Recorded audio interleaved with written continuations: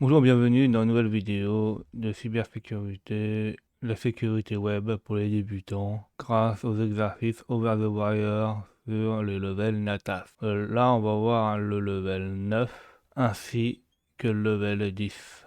Donc voyons le level 9.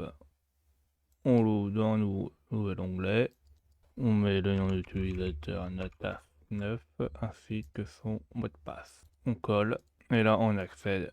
Ah, ça c'est. Donc ici on a quelque chose qui nous demande de trouver un mot qui contient quelque part. Donc on ne sait pas trop comment il fonctionne. Donc pour voir comment il fonctionne, il faut regarder le code. Donc là on a bien le formulaire qui nous dit le mot qui contient quelque chose. Et il est soumis dans une valeur qui s'appelle en fait cherche. Mais en fait ça va être dans une valeur en fait qui est sur quiche.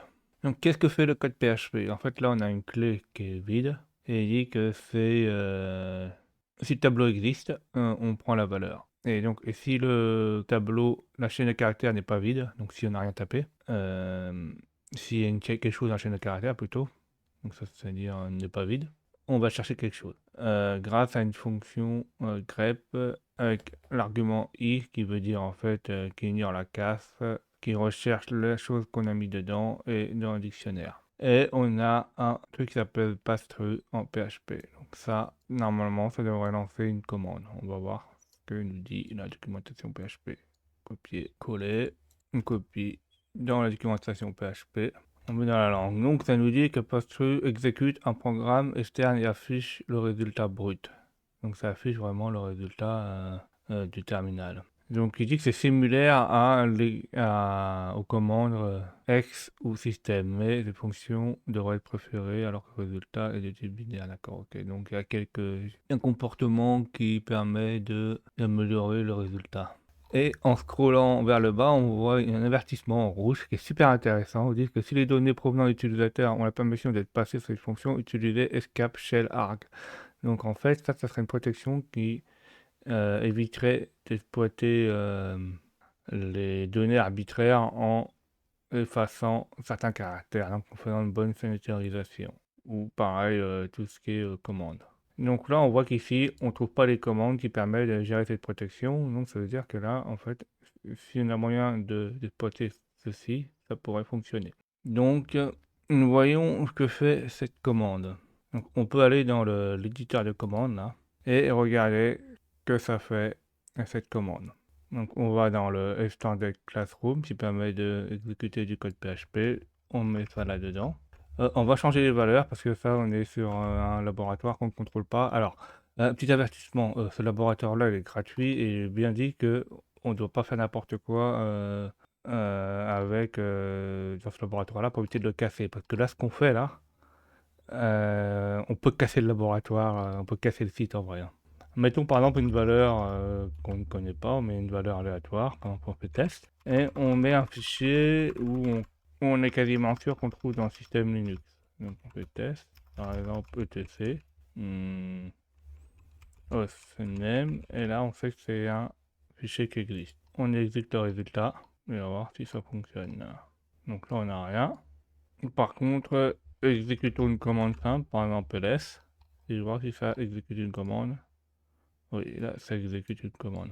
Donc ça fonctionne. Alors comment on peut exploiter PassGrep dictionnaire TXT? Eh ben, il y a une chose qui est simple. Par exemple, sur un terminal Linux, hein, là, il faut être sûr qu'on soit sur du Linux. Donc il y a quelque chose d'assez sympa à faire sur Linux. Si on fait terminal, en fait, on peut chaîner des commandes avec au point virgule, hein. On peut les afficher. Je fais hostname, par exemple. En même temps, par exemple, je peux afficher le ID. Et là, on voit que, par exemple, il a regardé les résultats dans CAPT et il a affiché le ID. Donc, en fait, on peut chaîner grâce au point virgule. Donc, voyons si on peut faire la même chose dedans, en remplaçant qui par quelque chose comme ceci. Normalement, ah, donc si on met un point virgule, on fait 4, etc., ça casse à haute main. Donc en fait, on a réussi à casser la chose, on a réussi à chaîner l'exécution. Donc ça se trouve aussi, on peut utiliser aussi les deux, le end, donc normalement ça devrait fonctionner aussi. On peut utiliser le end aussi là, donc là ça fonctionne. En fait, il y a plusieurs possibilités de faire l'attaque. On peut utiliser aussi la barre oblique. Donc on peut chaîner de plusieurs façons l'exploitation sur Linux, oui. Donc tout cela parce qu'on n'a pas échappé certains caractères.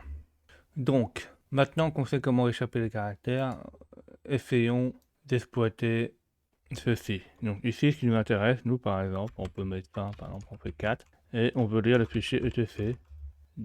Si on regarde notre appel dans NATAS, WebPass, et nous, ce qui nous intéresse, c'est le 10. On fait une recherche, et là on voit qu'en fait, la première recherche nous met le mot de passe. Donc en fait, il a chaîné le premier exploit. Donc ça, on le sauvegarde pour le prochain Dubo. Donc ça, c'est pour le NATAS 10. Alors là, on a appris à comprendre du code, à lire la documentation, par exemple, d'une fonction pass-through, de comprendre que d'après la doc, il y a des vulnérabilités, d'exploiter la vulnérabilité et de comprendre qu'en fait, il est possible de chaîner avec plusieurs caractères des différentes programmes. Là, on va passer au NATAS 10. Cliquons dessus, ouvrons-le dans un nouveau onglet. Alors ici, c'est NATAS 10 et le mot de passe qu'on a vu tout à l'heure. Donc ici, copier, coller. Alors ici, qu'est-ce qu'on voit? Eh ben, on voit exactement la même chose que sur le NATAS 9, exactement la même fenêtre. Alors, est-ce que le code source est exactement la même chose ou s'il y a des petites différences? Alors, le code source ressemble énormément, sauf que par exemple, là, il a un pré-match. Donc, pré-match veut dire qu'en fait, il va nous supprimer certains caractères. Donc, regardons dans le manuel, qu'est-ce que ça fait? Il dit que pré-match effectue une recherche de correspondance avec les expressions rationnelles standards. En fait, c'est avec expressions régulières, suivant certains patterns. Il va trouver les chaînes de caractères. Donc en fait, nous, qu'est-ce qu'il fait le pré-match? En fait, c'est que là, il va rechercher certains caractères et s'il le trouve, il va nous dire que certains caractères sont illégaux et il va pas faire la recherche. C'est tout simplement ça. If case, il regarde si c'est pas vide. C'est exactement comme l'exercice précédent. Donc là, le problème, c'est qu'il faudra trouver un moyen de contourner le problème et de comprendre comment on peut faire ceci. Donc là, on voit qu'il y a beaucoup de caractères non autorisés qui n'ont pas été mis, sinon le point et la virgule pourraient nous servir. On ne peut plus utiliser le point virgule, la barre verticale et l'esperluette pour permettre de faire les points qu'on pouvait faire avant. Donc on ne peut plus vraiment chaîner le résultat. Bon, en fait, on pourrait le chaîner, mais ça serait un peu plus compliqué à faire. Donc, regardons ce qu'on peut faire. Il y a quelque chose d'intéressant. Par exemple, grep, si on met i, et par exemple on met étoile, dire toutes les fichiers, et par exemple on cherche quelque chose dans hostname, il va nous dire en fait que tout ça c'est un dossier. Puis en fait le problème c'est qu'il va pas chercher dans le répertoire etc hostname, mais il va chercher dans le répertoire courant, en fait tous les répertoires là. Donc pour lui dire de chercher dans hostname et les fichiers par exemple sont i, il faut mettre le petit point. Voilà, on met là. Donc là, il y a tous les répertoires invisibles avec i et il nous a mis le contenu. Et de plus, il nous a affiché ce qui contenait dans etc hostname. Donc si on l'applique sur ça, ça devrait fonctionner normalement. Donc il faut faire super attention. Certains programmes, ils ont des comportements ou des fonctionnalités qu'on ne connaît pas ou qui sont pas... on peut s'en servir dont nous on ne connaît pas pour faire des exploitations. On peut dire à des programmes de faire des choses que nous on ne s'attendait pas à ce qu'ils fassent. Mais même des fois c'est très compliqué parce que c'est pas très bien documenté. Donc nous, qu'est-ce qu'on a dit? On fait un petit point comme ça là. Donc là ça veut dire que là on va chercher tous les fichiers. Donc on fait un grep i avec le petit point ou le fichier plus loin qu'on va le fournir, donc etc. Donc ça sera natas web pass et ça sera le natas 11 qu'on voudra. Donc une fois que ceci est fait là, normalement là, il devrait rechercher tous les fichiers, dont le fichier qu'on lui a fourni là, notre etc natas web pass. Et comme il y a l'étoile, en fait, il va chercher toutes les occurrences à l'intérieur et tout ça, donc il va chercher tout le contenu. Donc une fois que ça c'est bien tapé, on fait cherche et normalement ça devrait être bon. Donc là on voit bien qu'il a cherché tout le tous les fichiers invisibles, le fichier tcnatas et tout ce qui contient dans le dictionnaire. En fait, il a regardé tous les fichiers, tout ce qu'il y avait dans tous les contenus des fichiers. Et là, on a le mot de passe du level 11. Donc ici, qu'est-ce qu'on a appris? On a appris qu'en fait, qu'on fait nous-mêmes nos expressions régulières, la plupart du temps, c'est pas une bonne idée. Parce qu'en fait, on peut omettre certains caractères interdits et donc permettre de faire passer les vulnérabilités. Donc, la plupart du temps, il faut utiliser les choses qui sont faites ou spécifiées dans la documentation, par exemple ici en PHP, et comment protéger correctement ceci.